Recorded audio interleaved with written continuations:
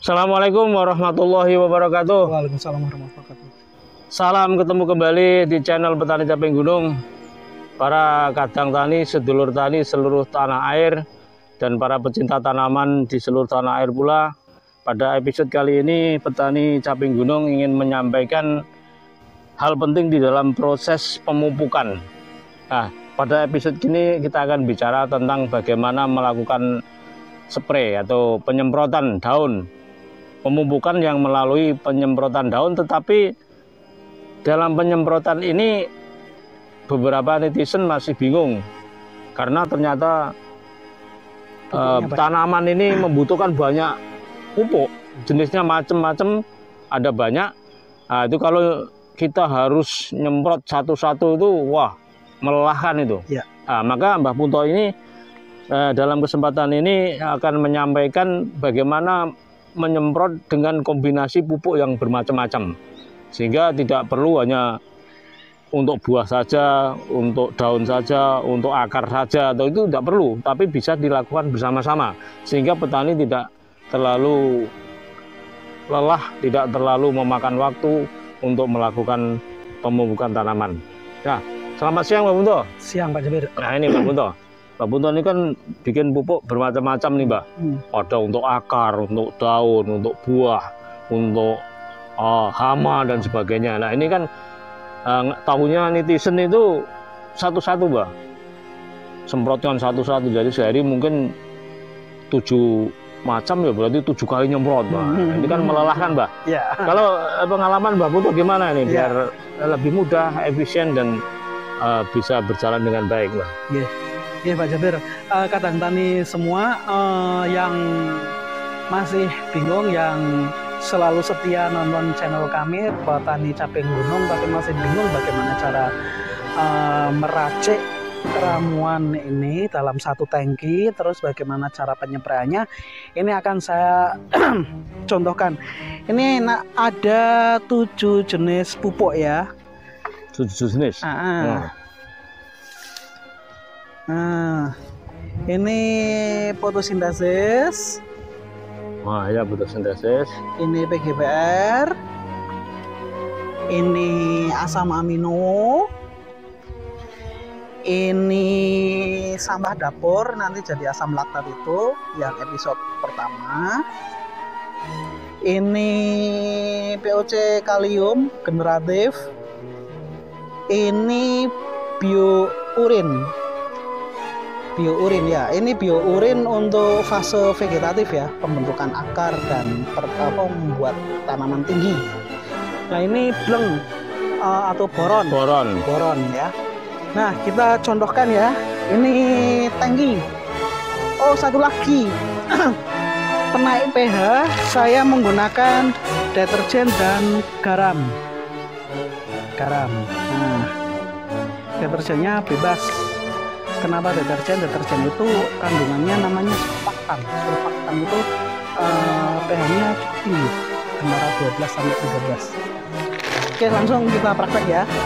Yang pertama, kita isi dulu tangki kira-kira 1/4 sampai setengah air tanpa ada campuran pupuk lainnya.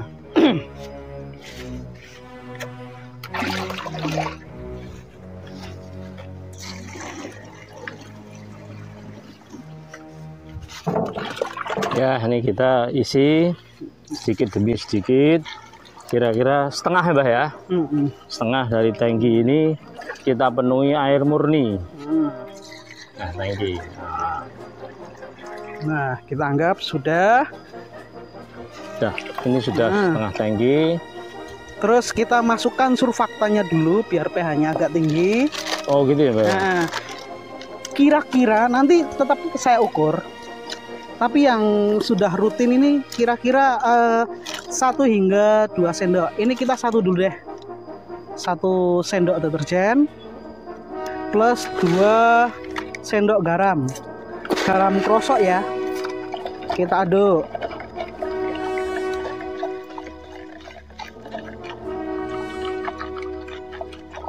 Ini kalau bisa sehomogen mungkin, selarut mungkin.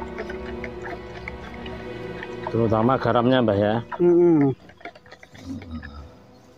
Udah, kita masukkan.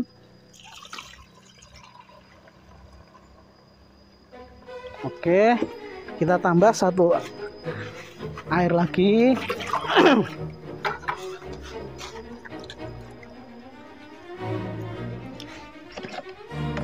Nah, ini sudah setengah ini. Nah, kita lalu masukkan pupuk-pupuk itu. Seperti sebelumnya, 1 gelas atau kira-kira 200 ml ya. Berarti ini dikombinasikan, Mbak, ya? Dikombinasikan. Ini fotosintesis. Benar. Terus ini PGPR-nya.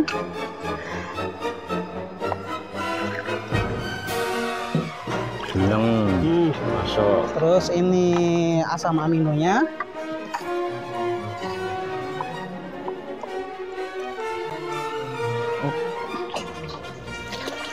Ini sambah dapur atau asam laktat. Dapur masuk juga ya.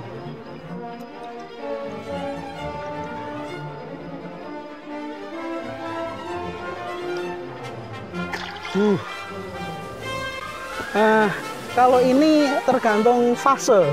Begitu ya? Kalau vegetatif kita pakai urin, kalau pembuahan kita pakai Kalium. Kalium. Kita anggap saja kita pakai kalium ya. Ya, oke, kalium aja. Oh, iya. Yang itu yang bleng berarti. Ya, oh.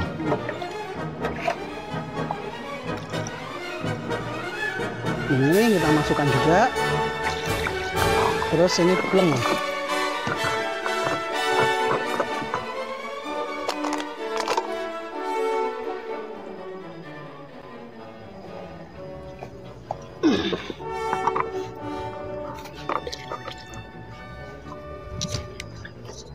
Kita masukkan.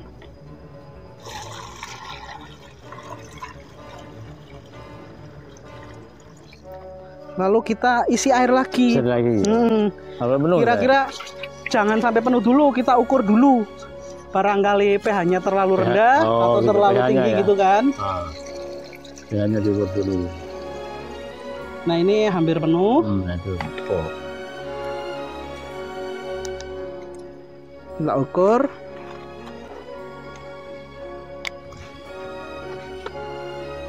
Sebentar. Nah, ini masih di angka 5. Nah ya, berarti deterjennya kita tambahin. Oh gitu ya. Seumpama menaikkan pH ini ya. Iya, seumpama setengah saja.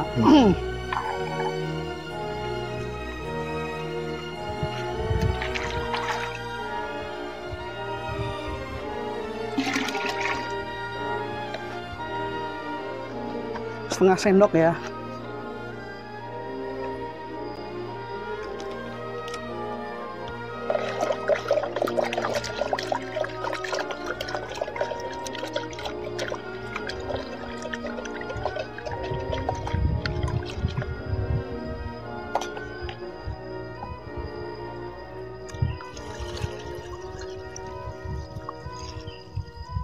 Kita aduk biar homogen.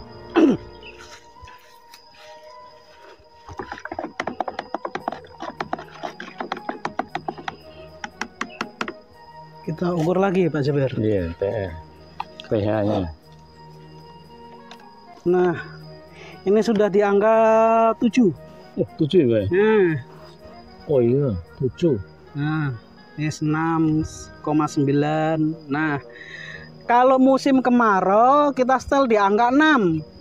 Oh, gitu. Kalau musim hujan kita setel di angka 7 sekian gitu ya. Oh gitu ya. Saya ulangi, kalau musim kemarau kita setel di angka 6, sekian.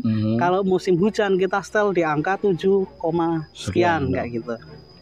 Nah, ini sudah siap dipakai. Semua kita penuhi ya.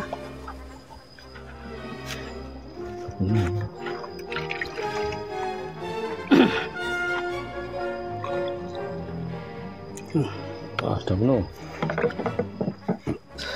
Jadi ini kalau seperti ini nggak kontradiktif ya, Pak? Enggak ya, saling melengkapi justru ya. Iya. Nah ini Pak, para kadang tani, jadi berbagai macam pupuk ini bisa dilakukan penyemprotan secara kombinasi sama-sama. Nah, ini sudah siap. Sekarang bagaimana cara menyemprotkan? Nah, bagaimana cara menyemprotkan ya? Nah, yang benar. Nah.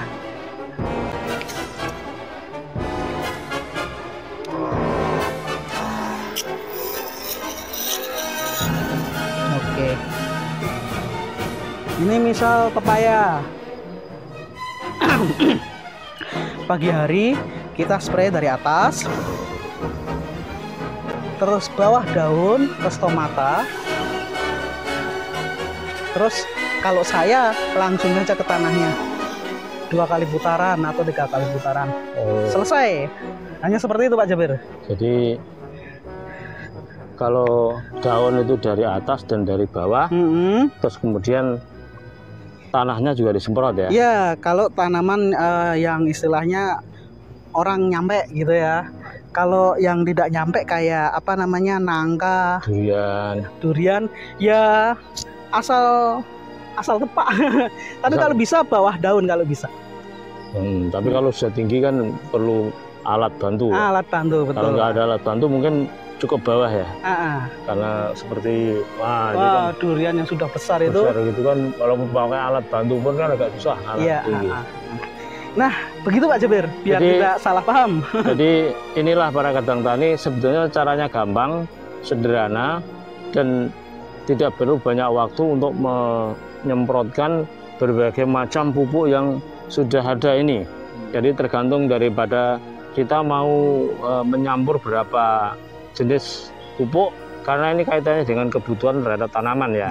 Kalau tanamannya misalnya biar cepat besar, tanamannya biar akarnya kuat, biar tanamannya nanti tidak ada hama dan sebagainya, itu semuanya ada pupuknya, dan itu bisa diramu, dikombinasikan dalam satu tangki, dan ini tidak bertentangan satu sama lain, saling melengkapi justru.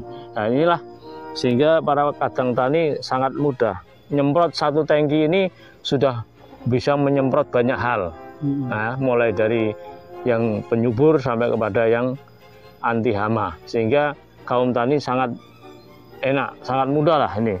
Dan agar tidak salah, nah ini mohon video-video kita ini memang ditonton sampai selesai, nah, agar tidak salah paham. Karena beberapa hal para pemirsa sering bertanya-tanya bagaimana nyebrenya, bagaimana memakainya dan sebagainya. Ini kita sudah praktekkan karena pupuk sudah jadi, untuk proses pembuatan sudah banyak kita tayangkan, dan sekarang ini sudah jadi pupuk. Nah, pupuk ini bagaimana cara penggunaannya? Ternyata bukan satu-satu menggunakannya, tapi bisa bersamaan dalam satu waktu, sehingga sangat memudahkan bagi kita untuk mempercepat proses pemupukan. Nah, ini Pak Bunto, ini kalau nyemprot gini, tadi kan pH itu kalau musim penghujan 7, kalau musim kemarau 6, gitu kan. Terus kalau waktu nyemprot itu yang bagus kapan, Mbak? Kalau ke daun pagi Pak Jabir. Pagi semua ya? Nah, pagi. Kalau sore? Kalau sore itu bagusnya ke tanah. Cuman karena lahan saya itu luas, jadi tidak ada semprot sore. Gitu. Pagi itu daun dan tanah. Gitu. Ya. Kalau kadang tani sedoyo yang punya tanaman di sekitar rumah atau pekarangannya tidak terlalu luas, kotak 2 kotak, itu bagusnya spray pagi, spray ke daun pagi. Pagi semua. Tapi spray ke tanahnya sore. Oh gitu ya. Kalau bergantian ya. Kalau lahannya tidak terlalu luas bisa ditangani sendiri. Kalau luas itu kan memang tenaga ya. Kaitannya dengan waktu dan tenaga ya. Betul, jadi kalau harus daun pagi, kita ke tanah sore, kadang-kadang nggak nyampe ya. Nggak nyampe waktunya, akhirnya bersamakan aja. Nah, tapi itu enggak masalah terhadap efektivitas. Sebenarnya lebih efektif yang dibagi. Dibagi ya? Itu lebih efektif, Pak. Cuman kan akhirnya saya mengakalinya dengan dosisnya saya naikkan dikit gitu loh Pak Jabir. Oh gitu ya. Tapi tetap mengamati tanaman ya. Kalau kita naikkan kok kayak layu ya jangan dinaikkan. Karena nggak kuat. Nggak kuat berarti kan. Oh begitu. Jadi kalau pagi memang daun ya. Daun ya. Kalau sore ke tanah. Iya. Nah, kira-kira agar kita ini tidak salah menggunakan gini ya. Misalnya nyemprot itu pengalaman Mbak Muto misalnya harus berapa? Ya dikira-kira merata gitu. Merata aja ya. Nah, Dan biar tidak terlalu banyak juga Mas. betul. Kalau terlalu banyak kan juga satu menghabiskan. Terus kalau untuk tanaman-tanaman kecil kayak cabai, melon, yang intinya umur 2-3 bulan loh, cabai, melon, timun suri, asal tepat aja. Oh gitu ya. Asalkan sampai aja ya. Asal kena aja. Kena aja ya. Lah kalau sudah agak besar kayak jagung, kayak ini pepaya, ya memang harus merata. Oh gitu ya. Jadi ini kan semacam ini kan perlu diketahui karena kaitannya dengan nanti pengaruh pupuk yang kita berikan terhadap tanaman ya. Kandang tani inilah cara mudah menyemprot atau menyepray tanaman kita dengan pupuk-pupuk organik sehingga kandang tani diharapkan tidak salah paham dan bisa menggunakan sebaik mungkin produksi-produksi pupuk yang sudah dibikin. Dan saya terima kasih, jangan lupa like and subscribe and like and comment, dan sampai ketemu di episode yang lain. Assalamualaikum warahmatullahi wabarakatuh. Waalaikumsalam warahmatullahi wabarakatuh.